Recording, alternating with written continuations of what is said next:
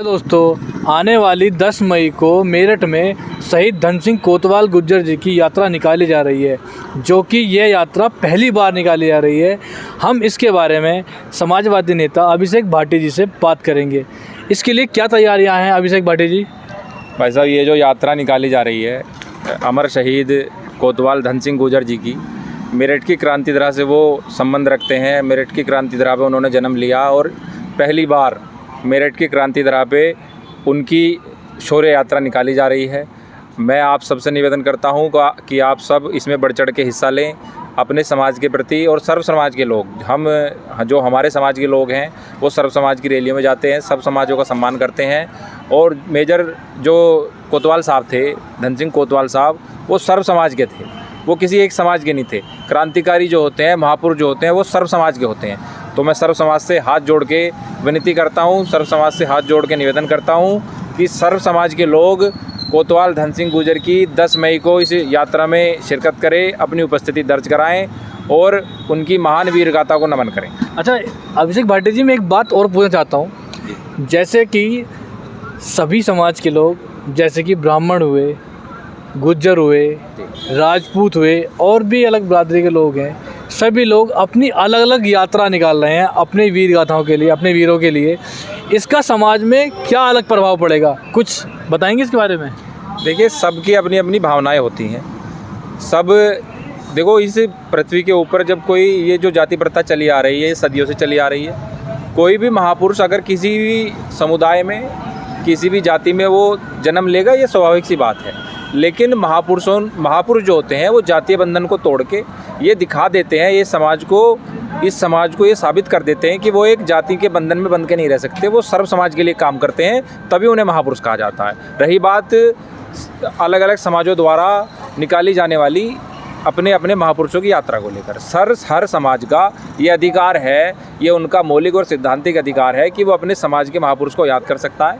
लेकिन मेरठ की जो ये क्रांति भूमि है, इसका ये इतिहास रहा है। और सबसे अच्छी जो सुंदरता है, सबसे अच्छी बात है, चाहे किसी भी समाज की यात्रा निकले, चाहे वो राजपूत समाज की हो, चाहे वो ब्राह्मण समाज की हो, हमारे जो मेरठ के लोग हैं वो इतने अपने वीरों के इतिहास को संजो के रखते हैं। वो सभी जातियों के, सभी धर्मों के लोगों को उन यात्राओं में बुलाते हैं। अगर ब्राह्मण समाज की यात्रा निकलेगी तो वो सर्व समाज के लोगों को बुलाते हैं, बल्कि सर्व धर्म के लोगों को बुलाते हैं।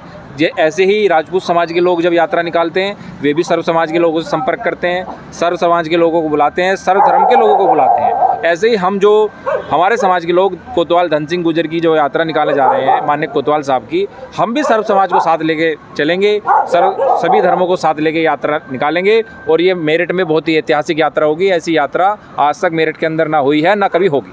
आपको नहीं लगता अभिषेक भाटी जी, जैसे कि जो अलग अलग जाति के लोग हैं और कि ये गुजरों की यात्रा है और एक ही राजपूतों की यात्रा है, अलग बरादरियों की है, तो इससे मानसिकता उनकी अलग नहीं होगी कि ये जाति के लोगों को अलग करने का काम है या जाति को जोड़ने का काम है?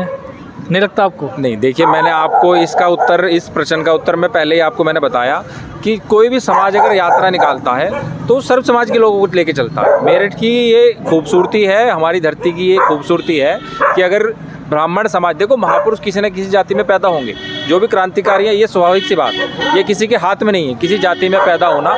बाबा साहब की यात्रा में हम सब लोग बढ़ चढ़ के हिस्सा लेते हैं। बाबा साहब की यात्रा निकलती है, माननीय कर्पूरी ठाकुर साहब की यात्रा, मैं तो कहता हूँ माननीय कर्पूरी ठाकुर साहब की यात्रा भी इस मेरठ की क्रांति भूमि पर निकलनी चाहिए। भाई, महापुरुषों को नमन करना चाहिए। अच्छा, एक बात और मैं आपको कहना चाहता हूँ, आपका निष्पक्ष चैनल है, आप सदैव जो है सच्चाई को आगे बढ़ाते हैं। आपके चैनल के माध्यम से मैं एक प्रार्थना इन समाज के जितने भी जिम्मेदार लोग हैं उनसे कहना चाहता हूँ कि आप बस यात्रा के समय, यात्रा के दौरान ही, यात्रा के महीने में भी एक्टिव ना हो। हमारा उद्देश्य होर्डिंग लगाना या फिर यात्रा में भगवान की यात्रा निकाल देना या महापुरुषों की यात्रा निकाल देना नहीं है।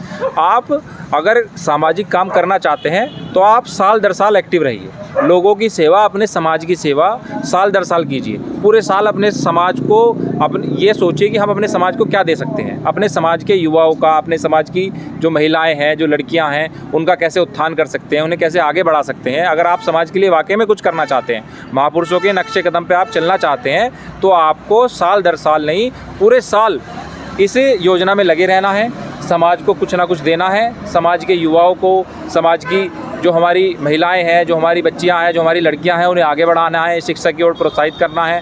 जिस भी क्षेत्र में हम किसी भी तरह अपने समाज के लिए योगदान कर सकते हैं, सिर्फ वो सिर्फ 2, 4, 5 दिन के लिए एक्टिव ना हो।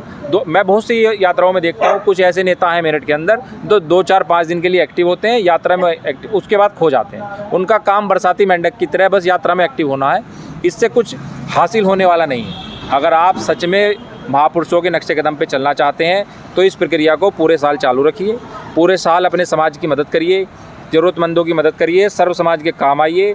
अगर आप सामाजिक क्षेत्र में हैं तो आपको ये करना पड़ेगा। चलो, बहुत अच्छा लगा, आपकी मानसिकता, आपकी सोच बहुत अच्छी है। लेकिन फिर भी हम इस विषय को लेकर लोगों के बीच में जाएंगे, अभी नहीं, अभी फ़िलहाल के इतना ही।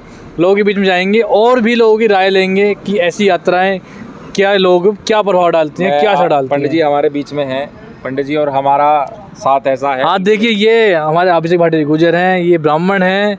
तो एक बात आप भी देख सकते हो कि ऐसा नहीं है कि सिर्फ जाति के लिए की जाती है ऐसी यात्राएं, सब लोग मिलजुल कर भी कर सकते हैं। आप क्या कहना चाहेंगे पंडित जी? भाई देखो, जो महापुरुष होते हैं इनकी जाति कोई नहीं होती, ये सर्व समाज के योद्धा होते हैं, इनकी कोई जाति नहीं। महापुरुष